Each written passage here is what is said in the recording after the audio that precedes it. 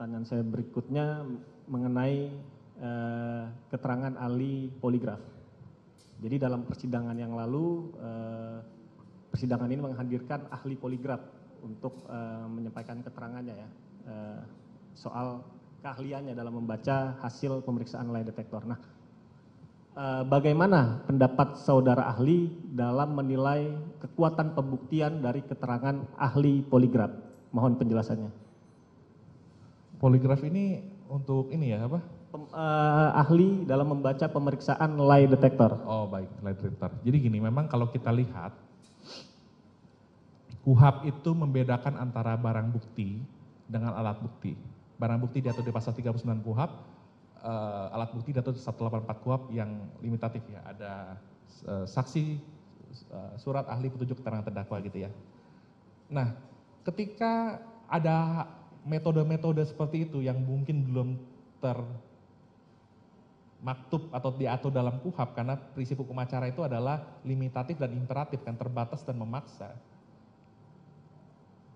Dan kita ketahui bahwa KUHP ini dari tahun 81 tentu sudah banyak tidak update dengan perkembangan terkini, teknologi dan sebagainya. Maka ketika hasil pemeriksaan itu atau metode itu dibunyikan oleh keterangan ahli, maka dia bisa menjadi alat bukti yang sah dan sepenuhnya pertimbangannya merupakan otoritatif hakim untuk menilai. Ya kan?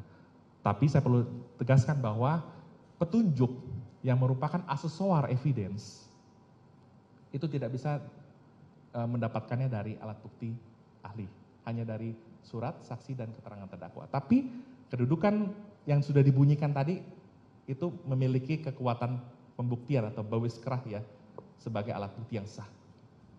Terima kasih Saudara ahli. Pertanyaan selanjutnya mengenai asas unus testis nullus testis atau satu saksi bukan saksi. Bagaimana ahli memandang asas yang tadi saya sebutkan jika ada klaim yang menyatakan bahwa keterangan seorang saksi tersebut tidak memenuhi ketentuan minimum pembuktian? Mohon ahli jelaskan. Iya, jadi bicara tentang objektivitas dari keabsahan keterangan saksi, yang pertama adalah keterangan itu diberikan di muka persidangan. Yang kedua di bawah sumpah. Yang ketiga tidak mesti mengenai apa yang dia lihat, didengar dan diketahui. Ini adalah konsekuensi dari putusan MK tentang pengujian pasal 185 KUHP. Nah, jadi memang tidak mudah memahami asas unus testis nullus testis, tetapi siang hari ini izinkan saya menyampaikan tanpa bermaksud menggurui. Terkadang ada kekeliruan dalam memaknai asas itu. Bahwa ketika satu saksi itu hanya ada satu orang, dia tidak cukup membuktikan. Padahal kalau kita lihat di ayat-ayat berikutnya, keterangan satu saksi itu yang disertai dengan alat bukti sah lainnya, itu sudah memenuhi ketentuan bawis minimum atau ketentuan minimum pembuktian.